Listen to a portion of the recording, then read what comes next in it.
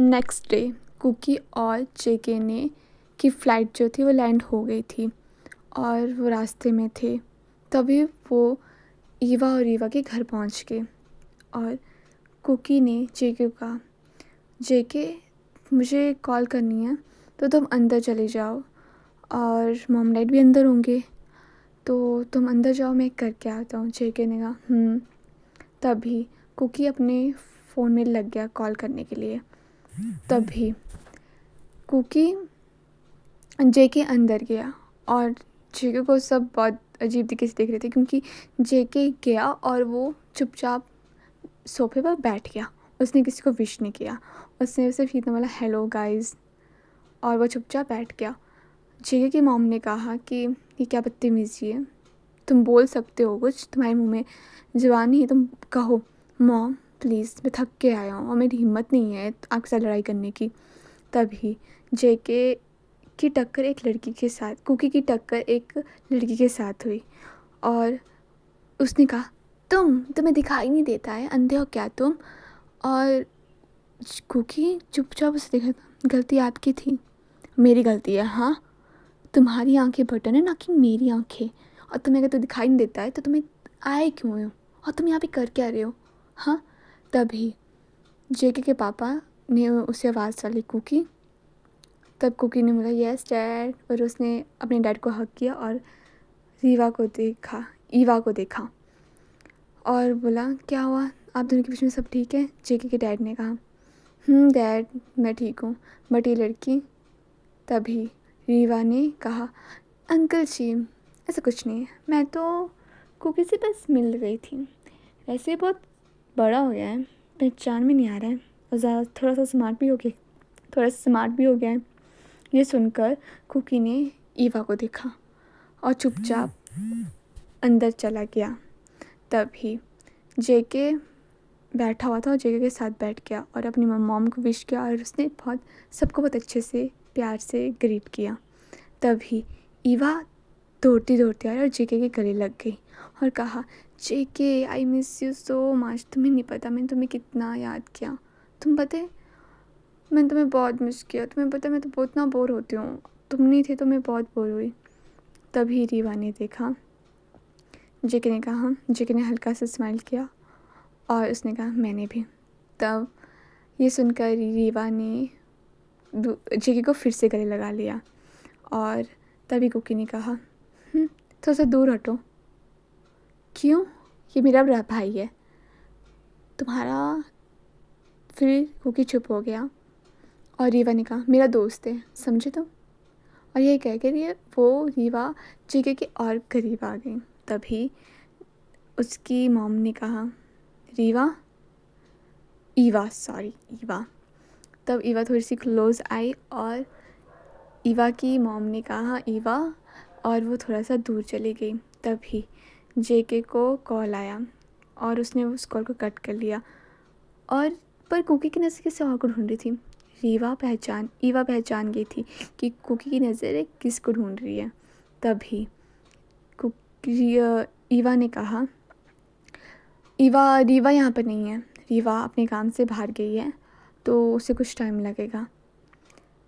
रीवा का नाम सुनकर जेके भी थोड़ा सा उसका फेस थोड़ा सा चेंज हो गया और कुकी सैड था, बट जेके ने ज़्यादा रिएक्ट नहीं किया उसकी बात पर। तभी मॉम डैड ने कहा बच्चों तुम थक गए होंगे तो तुम रेस्ट करो, ईवा तुम जेके और कुकी को उनका रूम दिखा दो। तो ईवा खड़ी हुई और कहा यस मॉम।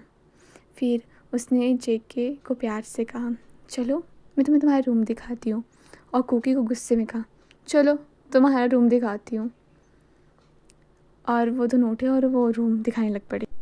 जेके और कुकी फ्रेश होने के लिए चले गए थे और जेके ने तैयार तुर हुआ, फ्रेश हुआ और अपने बेड पर लेट गया और कुकी भी नहा धोकर अच्छे से फ्रेश होकर वो भी अपने बेड पर लेट गया। तभी ईवा ने कहा जेके को कि जेके अगर तुम्हें कुछ चाहिए होगा तो मुझे बता देना, ठीक है? और बहुत प्यार से कहा था। और कुकी ने और कुकी की तरफ उसने देखा और उसने कुछ नहीं कहा और चली गई। तभी ईवा ने कहा कि चलो खाना बन गया तो खाना खाने आ जाओ नीचे। तभी जेके और कुकी खाना खाने नीचे आ गई। तभी कुकी की जो नज़रें थी वो किसी को ढूंढ रही थी। तब ईवा ने फिर से कहा रीवा भी घर नहीं आई है, वो आज शायद घर ना आए। तभी जेके के डैड ने कहा क्यों डैड, आपको पता तो है ना कि वो काम करती है और वो कभी कभी लेट भी हो जाती है। तो फिर उस वजह से जेके ने बहुत हैरानी से उसको देखा, क्योंकि वो सिर्फ अभी स्टडी करते थे, उनकी अभी स्टडी कंप्लीट नहीं हुई थी। तो पर जेके के बोलने से पहले कुकी ने कहा काम, कैसा काम? हाँ, रीवा वो नाइट ड्यूटी करती है, जॉब के मतलब स्टडी के बाद वो काम करने चली जाती है। तभी उन्होंने खाना खुना खाया और कुकी और जेके सोने चले गए। जेके को तभी जेके को नींद नहीं आ रही थी, तो जेके ने अपनी बाइक ली और बाहर घूमने को चला गया। तभी उसने एक कोने में अपनी बाइक रोकी और उसने एक लड़की को पुल के लास्ट कोने में बैठे हुए देखा। वो थोड़ा सा शॉक हुआ और वो उस लड़की को पास किया। तभी वो लड़की उठी और उसका बैलेंस बिगड़ा और जल्दी से जेके ने उसका हाथ पकड़ लिया और जेके ने बहुत गुस्से से उसे कहा मरने का शौक है तुम्हें? हाँ, अगर मरने का शौक है ना तुम्हें तो कहीं और जाके मरो।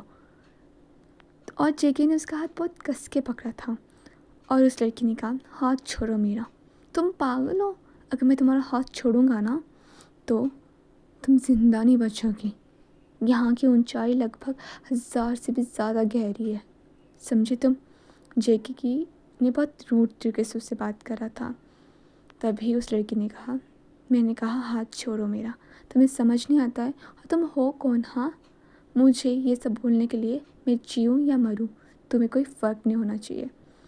सच में मुझे कोई फ़र्क नहीं पता तुम जियो या मरो, बट ये प्लेस मेरा है और मुझे पसंद नहीं है कोई मेरे प्लेस में आके ये सब हरकतें करे, समझी तुम?